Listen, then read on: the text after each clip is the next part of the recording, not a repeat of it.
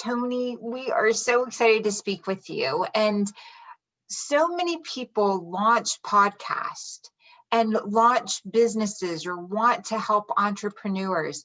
You left a successful career and you followed your heart, and you began from there generating a podcast, connecting with all the people that you knew.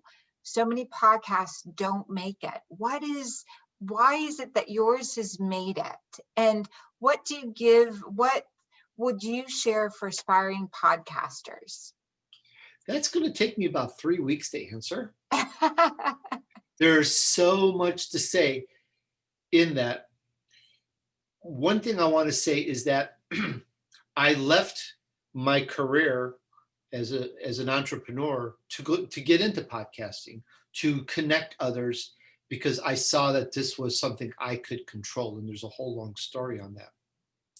But when I started podcasting, I didn't know, I had zero audience. I didn't know any of the entrepreneurs or the well-known famous people that I interviewed. I didn't know one of them. My business back then was all online. I never met any of my customers. I didn't know anybody famous. I didn't know anything. But I had this inspiration. I had this, whatever it is, that got me to apply myself. And for you podcasters, if you're looking for guests to interview, do what I did. I went on Twitter and I started looking at the feeds of people that had interesting things to say, that were inspiring, that were helpful, that were giving wisdom and advice. And I started inviting them on my show. And I landed an interview with the Canadian equivalent of Tony Robbins, Dov Baron. I've interviewed him twice and I've been on his show. I never knew him. So if you're looking for good guests, that's one way, because I didn't know anybody. And as you get more guests and as you get known, more people want to be interviewed by you. Today, fast forward, I'm getting 1,000 requests a month to be interviewed, to get into, to put on my show. 1,000. It's crazy. It's like, what do you do? So we curate, we go through, my team, and we find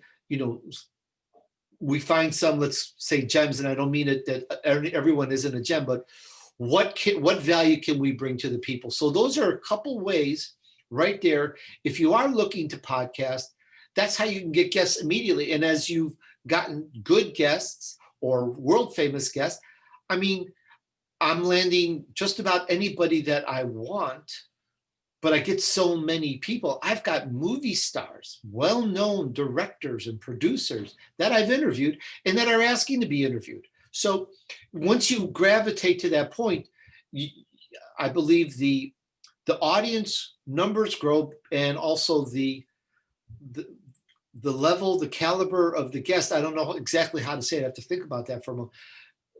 The more renowned they are, that will start happening if that's the kind of podcast that you take. I don't know if that answered all your questions. You asked a lot of questions.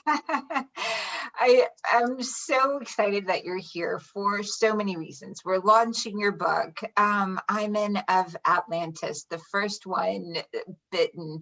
We're celebrating, wow, there's so much you can do during the quarantine, and all of the areas and this is one of those areas, developing a podcast that makes a difference. And you make a difference for people with some of the monetizing tips and the promoting tips that you give on every show. And some of the biggest marketing lessons that you've learned.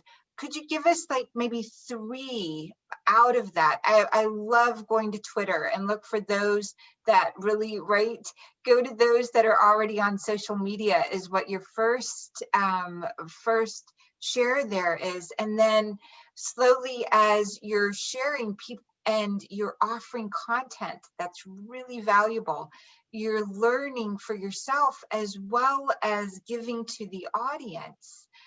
And you're reaching people. What are some of the monetizing to monetize a podcast, tips, some of the top 3 points there.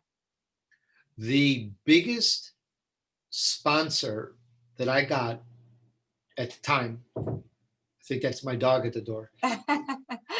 Biggest sponsor I got was a sponsor to promote and put advertisements on my show. I answered a spam junk mail. Somebody was advertising something, and I said, hey, why don't you advertise on my show? I've got this much reach and I can hit this many people. And I wound up getting, at the time, a 6-show deal, $7,500 paid cash. Boom. Now, at the time, a while back, that was my biggest sponsor. I've gotten bigger sponsors since then. But if I'm just going to make this up. If you are a person into hair and hair care and all about cosmetics and looking good, and that's what you like to podcast about, and you're getting emails for people pitching you their makeup and stuff, you should say to them, hey, why don't you come on my show, or I'll interview you, or come on and be a sponsor. And that's how you can start getting some deals. Just checking your emails, just checking your spam. That's one good email, one good way to monetize a show. Another way is, which is depending on what your passion is, what you like to do. Generally, that's what you're podcasting about. You're a car aficionado, you love cars, you love making cars, and that's your whole thing, and you podcast about it. You could be a cashier somewhere for your day job, but your podcast is about making cars. Well, then you would have help, or you could sell car kits, or you could sell car parts or car manuals or how-to or whatever. And your podcast now lends itself to selling or being an affiliate marketer for that category. That's a very good way to go back to the makeup example and the hair care and stuff.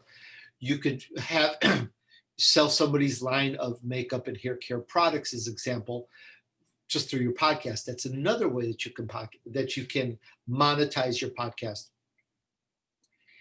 And what else would you do for monetizing? Those are 2 really, really good ones. And then, of course, books, courses, webinars. I have books. I have books on sales and marketing, and they're available on my website. And people that like my show are entrepreneurs, small business owners, people that want more sales and marketing help. It sells my book. So there's another way. So it's things like this that build up, because you're not just making one income, but the key, especially in this current time of madness, as I call it, the key is multiple revenue sources, multiple ways.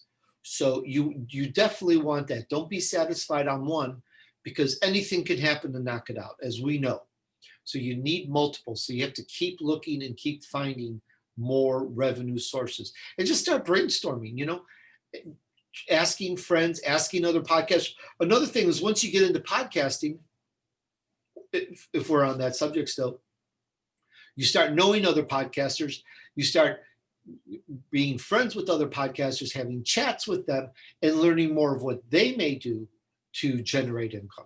But those are some of the key ones, and the ones that I've seen make a lot of money, make it from just those items that I've listed here right now in this interview, and nothing else. But from this interview and nothing else, which is so beautiful, Tony. I love your wisdom.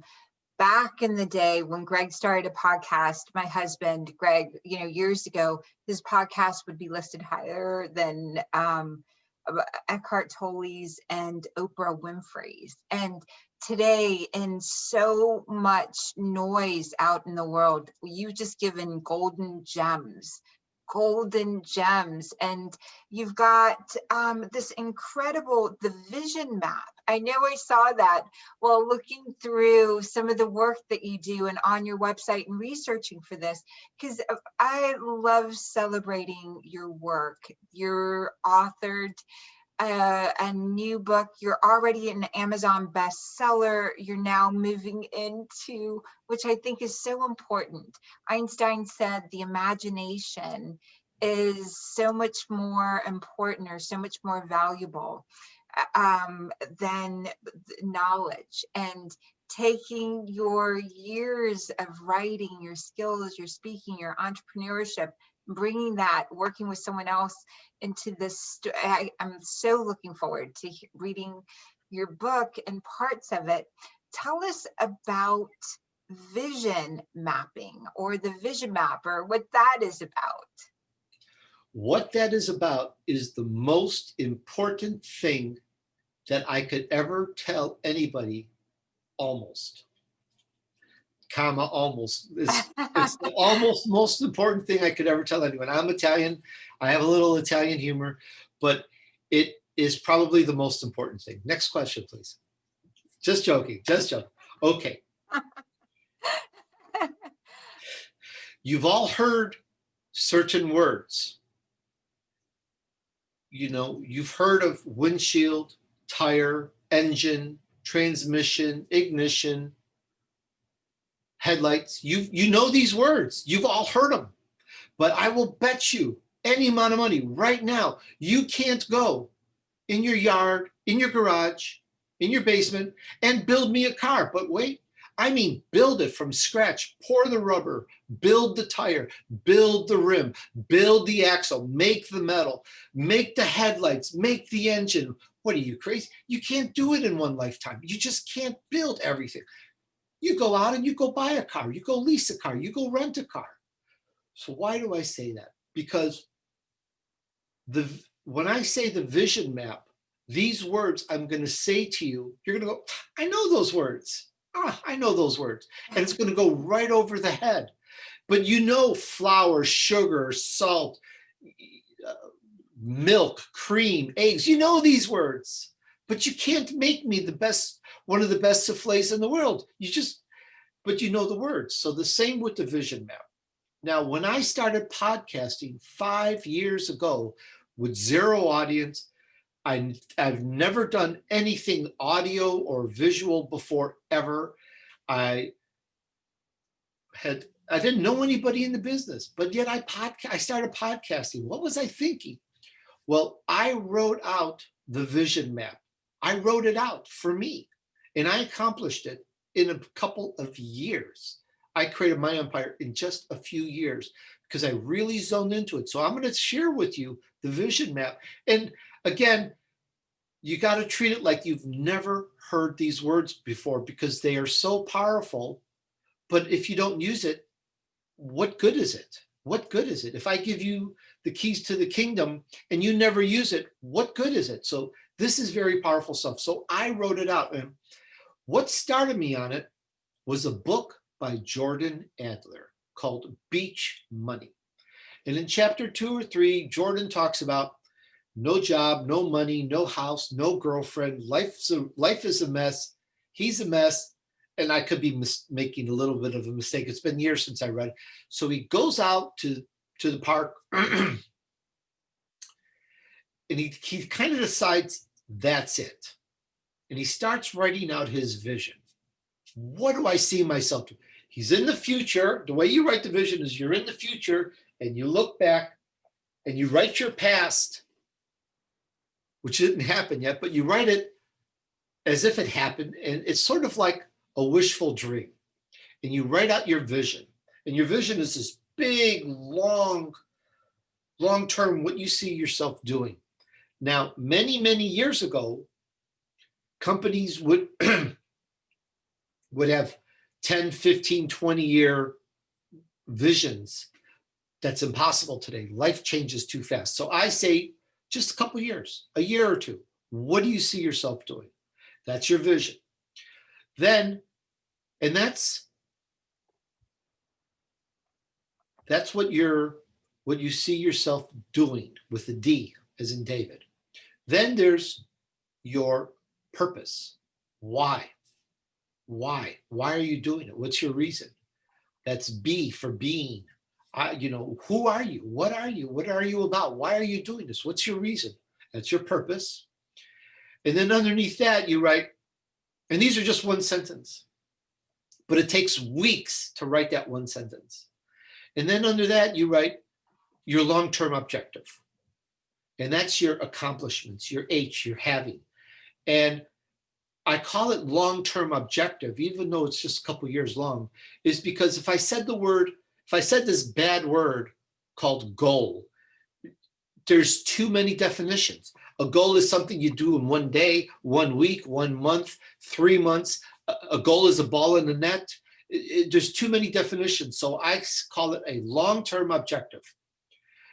And then underneath that, you write out your master plan. Now I think I'm giving away the book right now free at Tony DUrso.com. I think you can get it free. If not, just email me.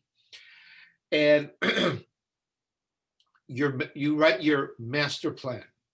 Now the master plan has two parts. It has a strategy. It's like, take a military sense. The strategy is, we know that we need this island because this island is the corridor to our supplies and helps us keep the enemy at bay. And so we need this island.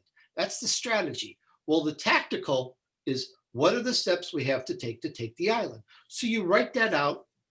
And then there's something called the 30, 60, 90, which is how you get immediate income. And you take it all the way down to, what am I doing today, right now, that gets in my plan, that accomplishes my purpose, that helps me accomplish that objective, that brings in the vision. And consider it this giant upside down pyramid where the point is today, and you're going towards this long-term objective, this vision. And I wrote that for my podcasting. I wrote it all out in detail. I mean, I put my life into it, just like I did with the book. And it came about. Now, these words, again, you've heard them, but you got to apply them as the whole thing. And you will find great success in what I've just said right here. This is a truncated webinar on the vision map. Thank you so much. Even though my husband was the number one, he didn't stay with it for 5 years. He didn't do all of the vision questing. It's so beautiful, the vision map, and to hear you lay it out and give out these golden nuggets. It's so beautiful. Just to reiterate, you can have the recipe, you can have the components, but you actually have to do. And I'm so grateful because for us here at Miracle Makers, we know or believe that if you're carrying the frequency, you're able to transmit it. You're carrying the vibration and the frequency of 10 million downloads, of success, of having written it down, and this map being realized. Have you yourself done the map for the next few years? I've added some stuff to the map. I have not actually done a whole new map. I've added some stuff, and I've bolstered and refortified some of what I'm doing on the map. You know, my map has coming out with more courses and classes and webinars, and I've come out with one class on the vision map itself, and now I'm writing another class on podcasting and stuff. And what I found is that map was so good, but you tear it apart, you expand it, you elongate it, and you add more to it. And as far as accomplishing, just to give you an idea, in my first year, I had 500,000 downloads. Wow. That's extraordinary. And I was at like, I don't remember. I'm just trying to think of where was I in terms of how many downloads per episode. I just have to think about it. But because I was self-trained and taught, as well as in school, marketing and lead generation and promotion, which has always been what I've loved, my passion. I've used that passion, and I've written books about that. I've written several books on sales and marketing as well.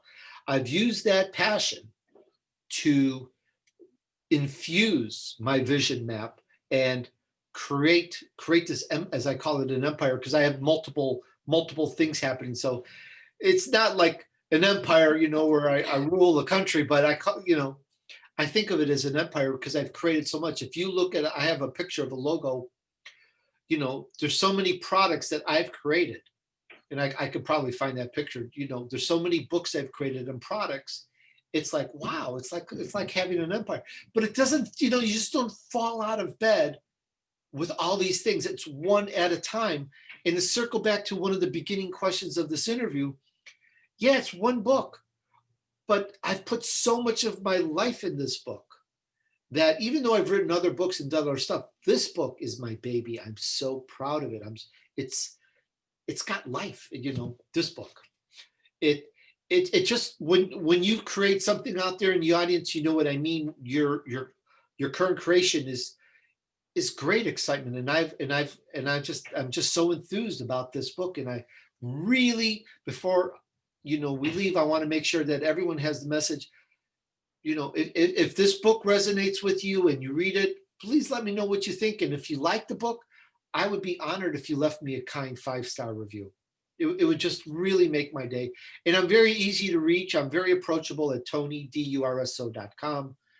And, I just wanted to just put it out there that I just hope to infuse people with my show, my podcast, which is Real World, as well as with my story. I know it's really out of the box. You're like, what are you doing? Well, why aren't you writing books for entrepreneurs? Well, I do write books for entrepreneurs. And it's a whole nother story. Why did I venture out into some terra incognita here? Terra incognita here, which is so beautiful. You've spelled out the science of so beautifully. You've spelled out the science of how to manifest, how to bring miracles and make it so beautiful. I know we have another question for you. Before we jump into that question, I really want to summarize what a gift it is to have you here with us today. We're celebrating your book launch, your incredible book, Imen of Atlantis, or the first volume, Bitten. And we're speaking with author. This is his first fiction book. You've written several non-fiction books and you're a #1 bestseller on Amazon. You've got the #1 show on Voice America. And what I love is just the incredible nuggets that we have here. When we share this on our social media, we're going to make sure that we've got links to you because what you've shared is invaluable. Next, we have Dr. Audrey coming up to ask you a question. Dr.